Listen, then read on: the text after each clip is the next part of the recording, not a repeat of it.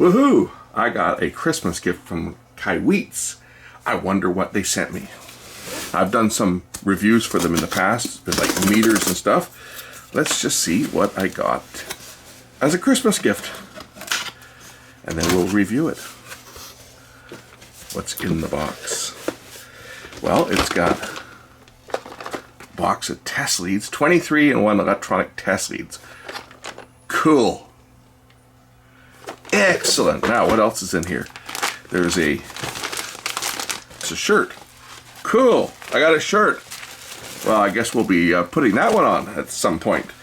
You'll see me wearing this. Excellent. A KAIWEETS Essential to Every Craftsman t-shirt. Excellent. I'll have to try that out. What else did I get? We got some multifunction wire strippers. They're always good to have, since I don't have a pair of half-decent wire strippers around here. I've got some cheap ones, but they aren't very good. These look like they'll do the job. 10, 12, 14, 16, 18, and 20 gauge wire, as well as nippers. Excellent. And I guess this is a strap to keep them closed. I think that's what this is for. Yeah, wrap this around and then you can keep them closed. It's attached just like that, so it's out of the way, and then when you want to put the tools away, you just unwind it, close the tools, and wind it around. It's great for keeping them closed, because otherwise a lot of times they have a tendency to fall out of your tool belt. So that's just a little strap, which is kind of a little extra bonus. So great. I will certainly be using those going forward. What else did we get? We got a what is in this one? I know this is a digital multimeter, but what's in this box here? This one is a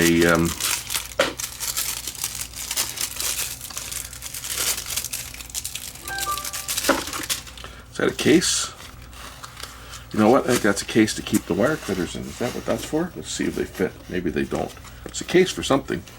But no, it's not for the wire cutters. But it's a case for something. Little magnetic case to keep parts or tools or something in, screws, whatever. What else do we have in the box here? Let's get out this meter here. Got a bunch of stickers, and of course an HT118E digital multimeter. We'll take a look at this one on this video, and of course the 23-in-1 test lead. So let's take a look first.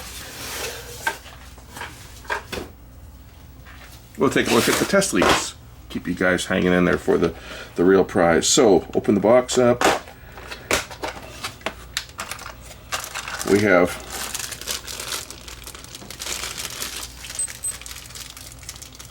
these ones are for testing surface mount components. You know, sometimes it's a pain when you're wanting to check, you know, little surface mount resistors or surface mount capacitors. Unless this does ESR. I don't even know if this one does ESR or not. But it's true RMS. Anyway, this is for testing in-circuit chip components. You can check your voltages and so forth just to grab the component. Makes it a lot easier than trying to use standard probes. So that is that. These ones are clips for clipping on and monitoring. These are test leads to plug on these type of clamps or probes. Right? You can plug your different probes in. That's what those are for. Universal leads, we'll call them. That's what these are, universal test leads to put on these various different probes, which you can use for measuring voltages in tight places. Just pop the end off, pop it onto the universal lead, and then the other lead plugs into your test equipment. That is that. So here's a look at all of the test leads and clips in the kit. You have an SMD test kit. You've got the universal cable to connect up the other connectors, which come with these type of, these are clamp on. You can see the end there. It's release a spring and it locks on. So that's one type of tester. This one's good for 1000 volts or 600 volts, 1000 volts and 600. I believe it's 600 AC and 1000 volts DC, I believe, is what the rating on this is. Someone does it say?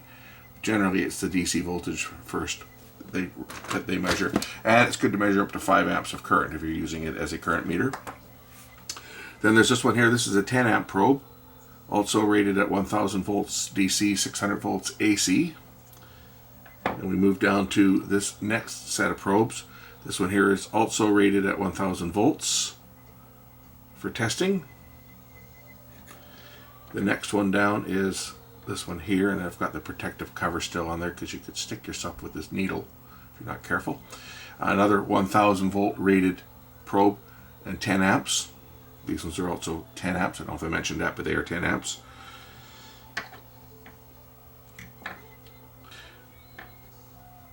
And then there was this one here, also 10 amps.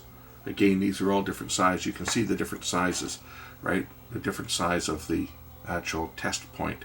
These ones are long needles to get into hard to reach areas.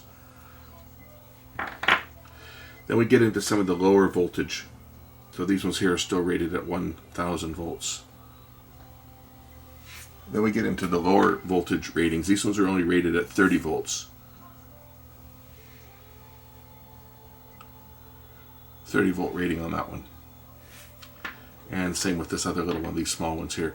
Only rated at 30 volts and probably only 5 amps. It doesn't say on there, but again, they're lighter duty. We've also got these clamp-ons, alligator clips. These are rated at 300 volts and category 1. Is it 15 amps? Is that what it says? It's hard to read. It's hard to read that. Indeed, 15 amp rating. Then there's these big ones. These ones are rated at 10 amps. Go figure. These smaller ones are rated at 15 amps, and these ones are rated at 1000 volts.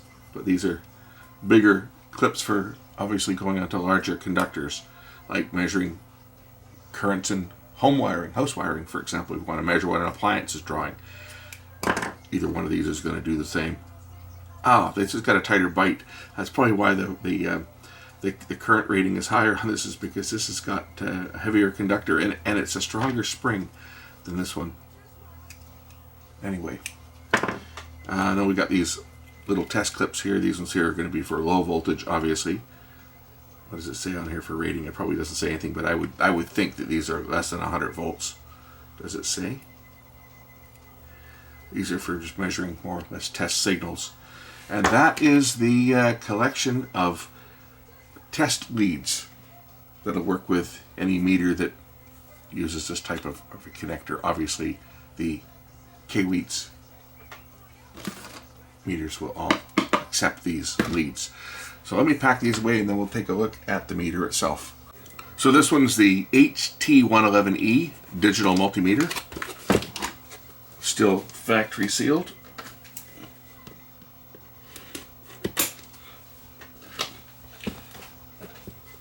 I'm waiting for the guy to come over and pick up his Yamaha, and he phoned me at I don't know, was it probably 10 o'clock, and I said, yeah, I'm here, you can come over. I said, give me a few minutes, and he said, okay, I'll be over shortly. It's like an hour later and he's still not here.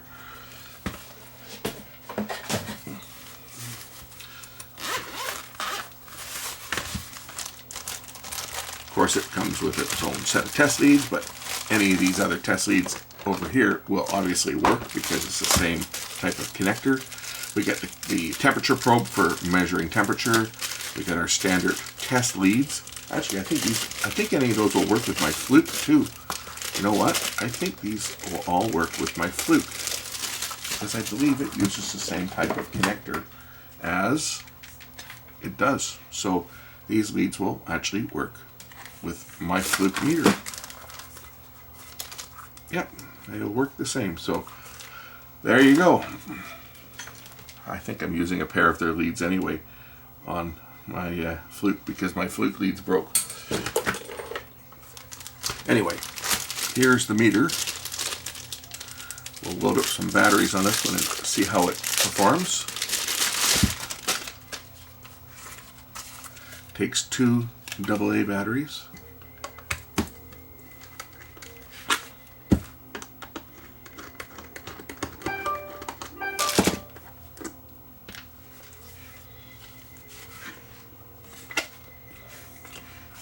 There's the battery cover right there, just the back pops off.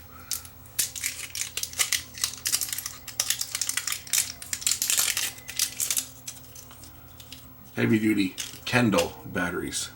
No mercury or cadmium, made in China. Okay, well, let's see if they last any longer than the Duracrap batteries I've been used to using, because I tell you, those Duracell Pro cells have been a real pain in the butt. They start to leak from the negative terminal, even though the battery's still got a full charge, right?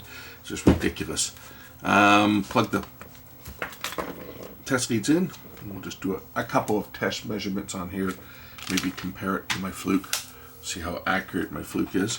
Common lead obviously there, and then we've got our regular lead, and then these two here are for milliamps and a 10 amp range. This meter is a true RMS, 1000 volt, 600 volt AC, 1000 volt DC, it looks like, 750 AC and 1000 volt DC. There's our rating right there. All right, 2000 counts. Turn on the meter. Liking it already. It's not one that has a backlight on it that lights up the display and chews down the batteries like some meters I've tested in the past that use a not a reflective but a backlit LCD, which might be nice if you're using it in the dark. But the problem with the LCD displays that are backlit is that, well, the backlight takes power from the batteries. And this probably does have a light on it. It does have a light, so you can turn on the light for viewing in the dark. I like it already. And I think it even has a light on the front here. So it has a work light as well. Push and hold, and it's got a work light. Cool. So you can have both the work light and the display light on at the same time. Push and hold to turn on and off the work light. Like that already. AC, volts, and it also measures hertz and milliamps of frequency. Percentage for your variance for percentage. It's got a ohms and diode test mode. So ohms and diode test will read 0.004 when I short the leads together. That's the resistance of the leads. Capacitance tester. Cool. We'll have to try this out. Temperature. Okay. Microamps, milliamps, amps, and get near wires, and the non-contact voltage detector will start to beep. So as I approach, it'll start flashing, okay, low, and as I get closer,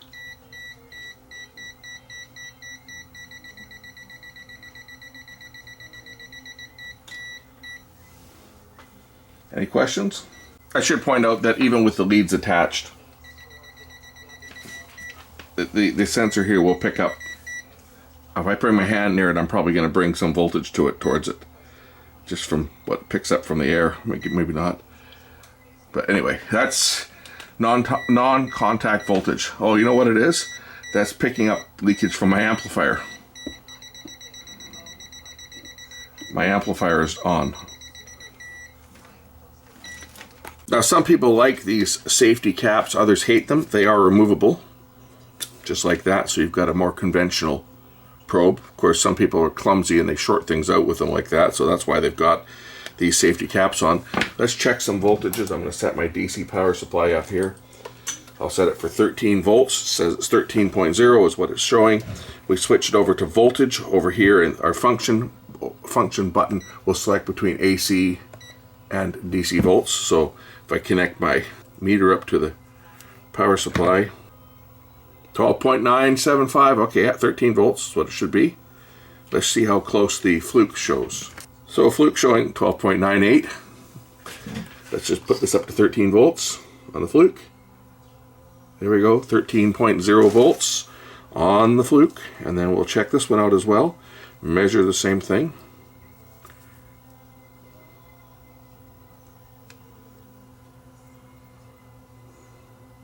I would say that is damn close.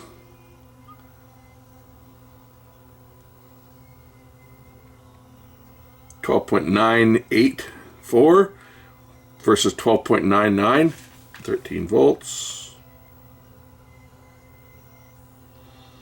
Yeah, I would say that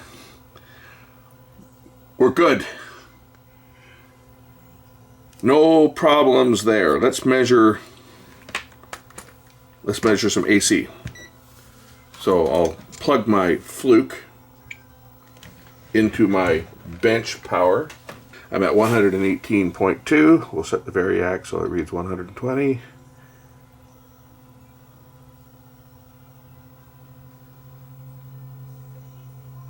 Close enough. Okay, 120.1. 60 hertz. Oh, and it lights up red. Cool. When it's got AC voltage, it's lighting up red. Cool. See that? As soon as I connected it to power, it's going to light up red to tell me that there's AC voltage present.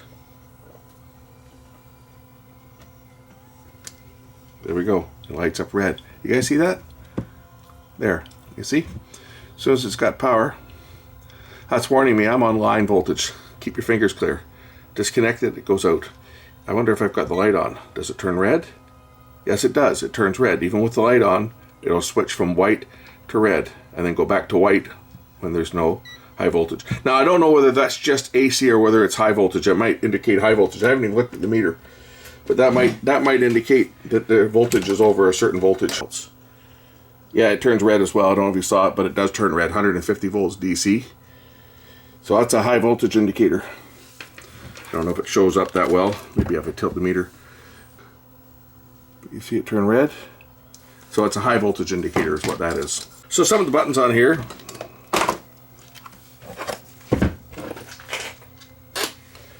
Function, well, we know what that does. Hold will hold the display. Min-max will select your minimum and maximum readings. So for example, if you were testing and you're looking for a fault. So if I hook this up to my power supply, and I'm going to run the voltages here. So I hook up my power supply and I'm monitoring something. Okay, if I hit min-max, okay, there's my maximum is 12.9 volts. And now if I vary this supply up and then down, okay, my maximum went as high as 14.6 volts. It should be about 10 volts now, 10.4. That's my min-max. If something dropped lower and then went really high, I dropped it down to 8 volts, and I bumped it up to 18, and then I backed it back down to 16. So min-max would show 18.7, minimum was 8.6. And then I can hit hold, and it'll hold it there. To clear that, I think I just press and hold, and then it goes back to live reading. So there's a 15-minute timeout timer, so if it's left unused, after 15 minutes it will time out and shut down to save the battery. To turn it back on, just hit any. There, it just went off because it's been sitting here for a while.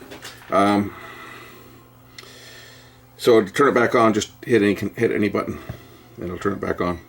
Temperature sensor will measure temperature between minus 40 Fahrenheit or Celsius and 1000 degrees Celsius or 1832 degrees Fahrenheit.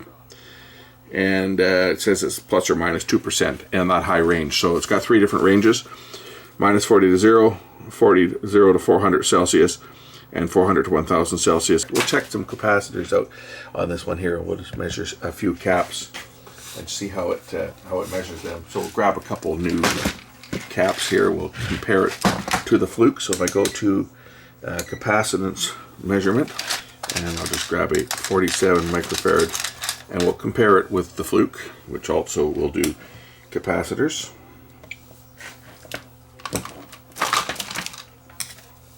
So let's see first of all what Mr. Fluke says it is.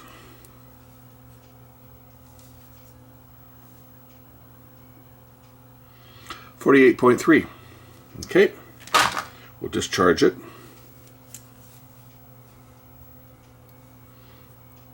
And then measure it on the KAIWEETS.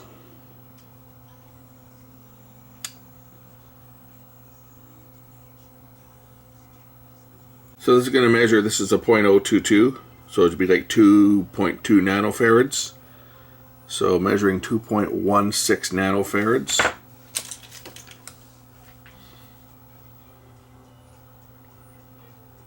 And this one's measuring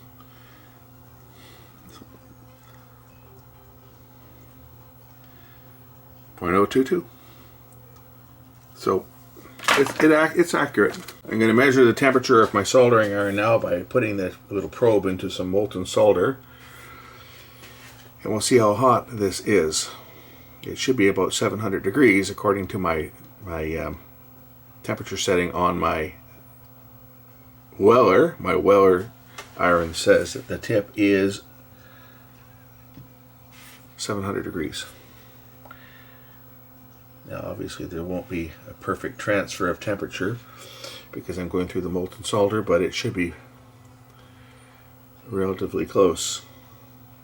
So it's showing 675 degrees Fahrenheit and 358 degrees Celsius.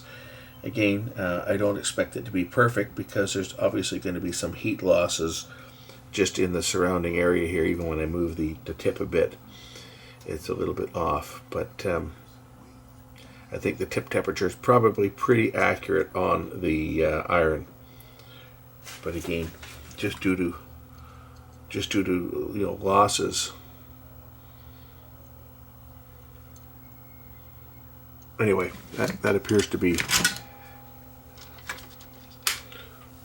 pretty close. So in room temperature, it's showing 9.7 degrees, which is about probably what it is.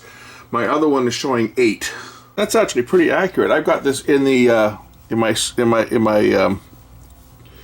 my arm, my elbow here, and 98 degrees Fahrenheit, 36.7. Looks like normal body temperature to me. I think it's fairly accurate, just in this very unscientific test. But that's pretty close. I'm going to do a current test, and well, one of the probes broke off of my power supply, so I can use the new wire strippers to expose some wire. And we'll put the end back on. I think this is either 14 or 16 gauge. 14 gauge looks to be about right.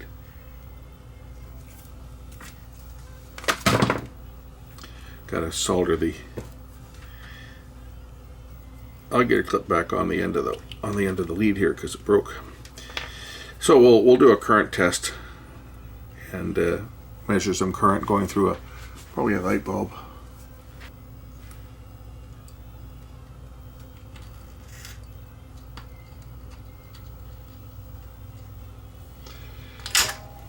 So what I've got here is I've got an HID car headlight with a ballast. It's a 35 watt HID light, and I just put the bulb into an old turned into a floodlight. It was an old halogen bulb that burned out, and we took the base off it, and I just glued an HID bulb inside there for something to do. It actually looks nice, and it's really bright when it boots up here. 5 amps is what this thing will draw when it's starting up. And if it actually even goes, oh, you know what? I think I just burnt up the wire. This couldn't handle the current this thing drew. We find a bigger one, or just touch the probe directly onto the terminal. Oh, come on. And it turns red to indicate that there's a fair bit of current flowing through here. Come on, if I can get my... This is where I could use one of those other test probes.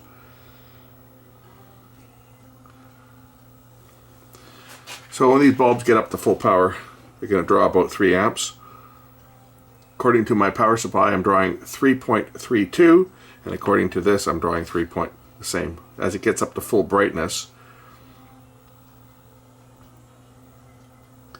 it will level out. Now this is a Xeon HID lamp. They're nice. I mean, this is a really nice color light. It's a nice work light. Runs on 12 volts.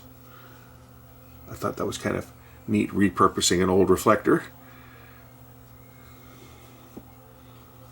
I was going to use it as a work light. I've actually got another one that's in a housing. that runs on 12 volts. Anyway, good old HID car headlight and an HID ballast. This says NFG on it that somebody threw out. My power supply says I'm drawing 3.29, and this is the same. So current wise, we are drawing the same amount of current. See, unlike other types of mercury lamps, these will restrike instantly.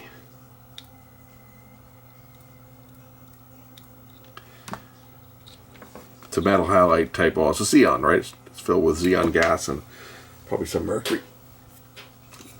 But it's an arc lamp that's powered up with this little power supply that gives it about 20 kilovolts, I think, to start, something like that. 3.1 amps, it says normal. Maximum 4.2. And I don't know what's wrong with this. It says smart CAN bus. Somebody threw it out. It works, so got a couple of bulbs and a couple of ballasts to play around with. Current works on this. We got a good accurate current reading. Anyway, now the video is really done. You guys will see my new little meter that I got, which I will be using. And the test lead kit.